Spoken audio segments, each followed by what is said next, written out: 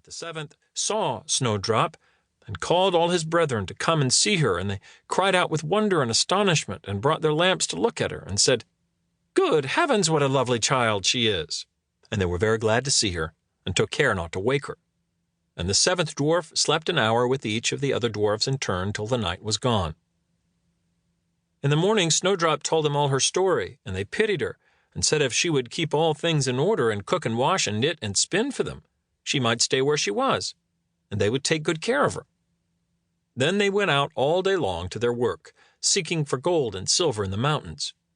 But Snowdrop was left at home, and they warned her and said, "The queen will soon find out where you are, so take care and let no one in." But the queen, now that she thought Snowdrop was dead, believed that she must be the handsomest lady in the land, and she went to her glass and said, "Tell me, glass, tell me true, of all the ladies in the land, who is fairest? Tell me, who?" And the glass answered, "Thou, queen, art the fairest in all this land. But over the hills in the greenwood shade, where the seven dwarfs their dwelling have made, there Snowdrop is hiding her head, and she is lovelier far, O queen, than thee." Then the queen was very much frightened, for she knew that the glass always spoke the truth, and was sure that the servant had betrayed her. And she could not bear to think that anyone lived who was more beautiful than she was, so she dressed herself up as an old peddler, and went her way over the hills to the place where the dwarfs dwelt. Then she knocked at the door and cried, "Fine wares to sell." Snowdrop looked out at the window and said, "Good day, good woman, what have you to sell?" "Good wares, fine wares," said she, "laces and bobbins of all colors." "I will let the old lady in, she seems to be a very good sort of body," thought Snowdrop as she ran down and unbolted the door. "Bless me," said the old woman, "how badly your stays are laced. Let me lace them up with one of my nice new laces." Snowdrop did not dream of any mischief, so she stood there before the old woman. But she set to work so nimbly and pulled a lace so tight that Snowdrop's breath was stopped, and she fell down as if she were dead. "There's an end to all thy beauty," said the spiteful queen, and went away home. In the evening the seven dwarfs came home, and I need not say how grieved they were to see their faithful Snowdrop stretched out upon the ground, as if she was quite dead. However, they lifted her up, and when they found what ailed her, they cut the lace, and in a little time she began to breathe, and very soon came to life again. Then they said, "The old woman was the queen herself. Take care another time, and let no one in when we are away."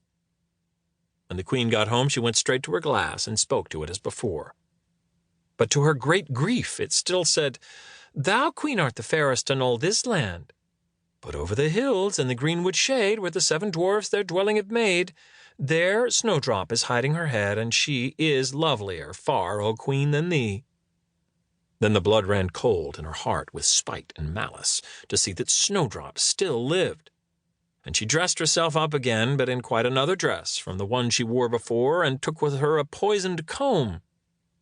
When she reached the dwarf's cottage, she knocked at the door and cried, "Fine wares to sell." But Snowdrop said, "I dare not let anyone in." Then the queen said, "Only look at my beautiful combs," and gave her the poisoned one. And it looked so pretty that she took it up and put it into her hair to try it. But the moment it touched her head, the poison was so powerful that she fell down, senseless. "There you may lie," said the queen, and went her way. But by good luck the dwarfs came in very early that evening, and when they saw Snowdrop lying on the ground, they thought what had happened, and soon found the poisoned comb. And when they took it away, she got well, and told them all that had passed, and they warned her once more not to open the door to anyone. Meantime the queen went home to her glass, and shook with rage when she read the very same answer as before, and she said, "Snowdrop shall die if it cost me my life." So she went by herself into her chamber, and got ready a poisoned apple. The outside looked very rosy and tempting, but whoever tasted it was sure to die. Then she dressed herself up as a peasant's wife, and traveled over the hills to the dwarf's cottage, and knocked at the door. But Snowdrop put her head out of the window and said, "I dare not let anyone in, for the dwarfs have told me not."